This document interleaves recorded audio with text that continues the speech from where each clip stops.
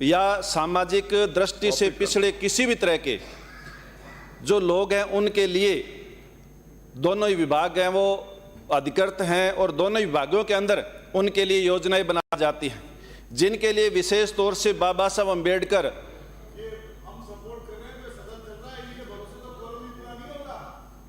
आज अनुसूचित जनजाति जाति जनजाति समाज कल्याण पे डिबेट हो रही है और कोरम पूरा नहीं कर सके हैं। ये इससे ज्यादा शर्मनाक बात नहीं हो सकती है। अगर अभी हम हाउस से चले जाएं तो कोरम नहीं पूरा होता है, आदमी पूरे नहीं है सदन के अंदर। एक बार अपनी संख्या काउंट कर लो, आप काउंटिंग कर लो, एक बार उपनेता प्रतिपक्ष अपनी संख्या काउंट कर लो। एक बार उठ के चले गए तो कोरम पूरा नहीं होता। एक इनोवा आने वाले जितनी है आप भी और एक गाड़ी में आने वाले जितने भी बहस कर रहे हो। हम सुन रहे हैं ना, माननीय सचिव हमारे विभाग के अधिकारी सुन रहे हैं, हमारे विभाग के अधिकारी सुन रहे हैं। हम सुन रहे हैं, हम जवाब देंगे ना आपका। चाहिए सब लोग हैं। अरे हम जवाब देंगे ना आपका, हम जवाब दे, हम सुन रहे हैं ना, लिख रहे हैं आपका एक प्रस्ताव, हमारे अधिकारी बैठे, बाबा साहब अम्बेडकर और हम आपका सुन रहे हैं। गांधी जी ने ये भी सुन रहे हैं, नोट कर रहे हैं आपकी बातों को और हम सुनेंगे। हम सुन रहे हैं ना, हम सुन रहे हैं ना आपकी बात।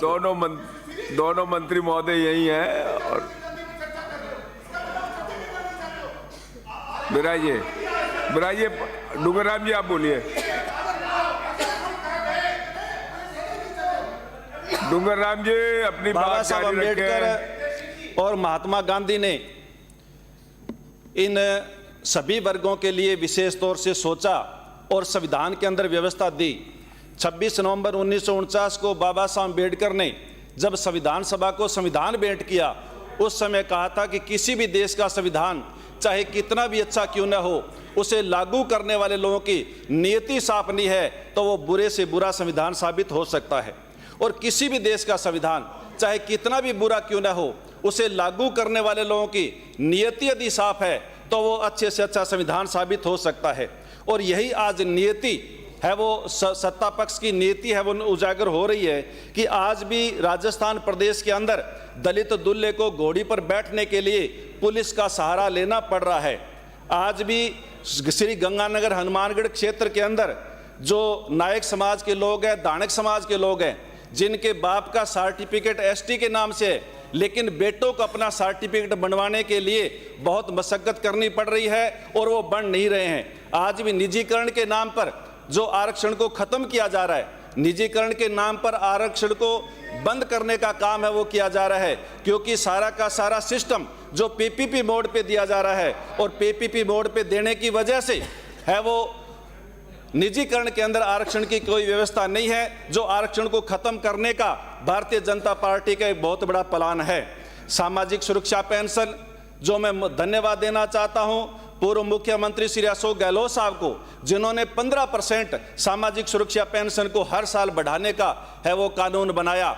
लेकिन इस सरकार ने इस पिछली बार 1150 की और अब की बार मात्र 1250 9% है वो बढ़ाई, जिसको 15% है वो बढ़ाया जाना चाहिए था। राजस्थान प्रदेश के अंदर छात्रावासों की हालात क्या है ये किसी से छुपी हुई नहीं है, और छात्रवृत्तियां बच्चों को मिल नहीं रही है, और छात्रवृत्तियों के अभाव के अंदर बच्चे हैं वो अपनी पढ़ाई है वो अधूरी छोड़ने को मजबूर हो रहे हैं। जैसर का छात्रावास जो है वो बरसात के टाइम में चारों तरफ से बरसात के पानी से भर जाता है, उसके अंदर जाने के लिए जगह है वो जैसर के छात्रावास के अंदर नहीं मिलती। इस तरह की छात्रावासों की हालात है, और छात्रावासों की हालात के बारे में मेरे से पूर्व सदस्य भी काफ़ी कुछ कह चुके हैं। अन्य पिछड़ा वर्ग के लिए, छात्रों के लिए कोई छात्रावास की व्यवस्थाएं आज तक नहीं है, और अन्य पिछड़ा वर्ग के अंदर विशेष तौर से जो दस्तकार जातियां हैं, जो शिल्पकार जातियां हैं, जो दस्तकारी करके अपना टाइम पास करती हैं, जो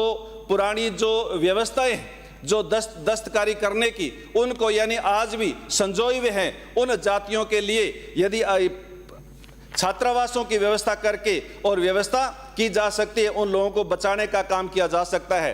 अन्य पिछड़ा वर्ग के अंदर राजस्थान प्रदेश के अंदर अन्य पिछड़ा वर्ग की आबादी लगभग 55% है, लेकिन इनका आरक्षण मात्र 21% है। जो आबादी के अनुपात के अंदर इनका आरक्षण बढ़ाए जाने की जरूरत है। जिस तरह से नगरपालिका क्षेत्र के नगर निकाय में और पंचायती राज के अंदर आरक्षण की व्यवस्था है, लेकिन एमएलए एमपी के अंदर ओबीसी के लोगों को किसी भी तरह का आरक्षण आज भी नहीं है। जो सामाजिक न्याय की अवधारणा है उसको खत्म करने का काम है वो किया जा रहा है।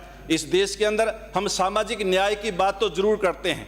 सामाजिक न्याय क्या है? सामाजिक न्याय सभापति महोदय ये है कि आज किसी व्यक्ति के साथ कोई अन्याय अत्याचार हो गया और अन्याय अत्याचार हो गया, उसको किसी ने चोट मार दी, उसकी टांग टूट गई, लेकिन उसको हो सकता है पुलिस ने मुकदमा भी दर्ज कर लिया, आगे सजा भी हो जाएगी, लेकिन उसकी टूटी हुई टांग है वो कैसे जुड़ेगी? आज सामाजिक न्याय की जरूरत नहीं है, आज सामाजिक व्यवस्था में बदलाव की जरूरत है। जो ऐसी सोच रखते हैं, जो जाति के आधार पर, धर्म के आधार पर भेदभाव करने वाली जो सोच रखते हैं, ऐसे सोच के लोगों को कड़ी से कड़ी सजा मिलेगी और तब है वो न्याय की अवधारणा है, वो बदलाव की अवधारणा है, वो पूरी होगी। इसलिए सामाजिक बदलाव की आज विशेष तौर से जरूरत है। आज की जो सरकार है उसको न कोर्ट का डर है न संविधान का डर है, और इस देश का संविधान सभा ने संविधान है वो बनाया, लेकिन आज उस संविधान को पूरी तरह से लागू करने का काम है वो सरकार नहीं कर रही है। आज भारत महाशक्ति बनने की ओर अग्रसर है, लेकिन दूसरी तरफ किसानों की आत्महत्याएं बढ़ रही है, विकास की दर बढ़ रही है, लेकिन बेकारी भी बढ़ रही है, अन्न की कोठियां भरी हुई है, लेकिन आदिवासी क्षेत्र के अंदर कुपोषण से भी बच्चे मर रहे हैं। और आदिवासी नहीं, अभी प्रश्न के जवाब के अंदर जब उत्तर दिया गया तो प्रश्न के जवाब के अंदर ये आया कि पूरे राजस्थान के अंदर कहीं कम कहीं ज्यादा कुपोषण के शिकार है वो छोटे बच्चे हैं। आज इन बच्चों को कुपोषण के शिकार आज भी यदि हैं तो ये हमारे लिए बहुत बुरी और यानी निंदनीय बात है, जिसके लिए हमें विशेष तौर से प्लानिंग बना करके ऐसे कुपोषण के शिकार जो बच्चे हैं उनको और ध्यान दे करके और हम लोगों को काम है वो करना चाहिए। पूंजी बढ़ रही है लेकिन बेरोजगारी भी बढ़ रही है, और सामाजिक न्याय की अवधारणा कहाँ पूरी हो रही है?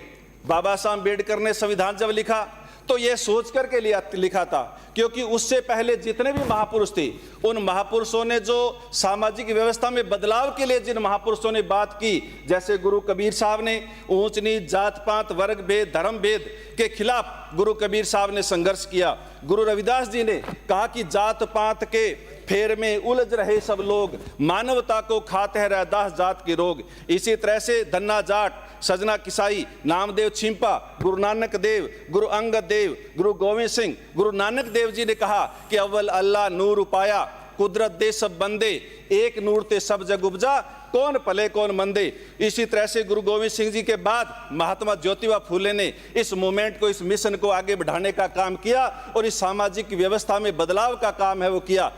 महात्मा ज्योतिबा फूले ने लड़कों के लिए स्कूल खोले।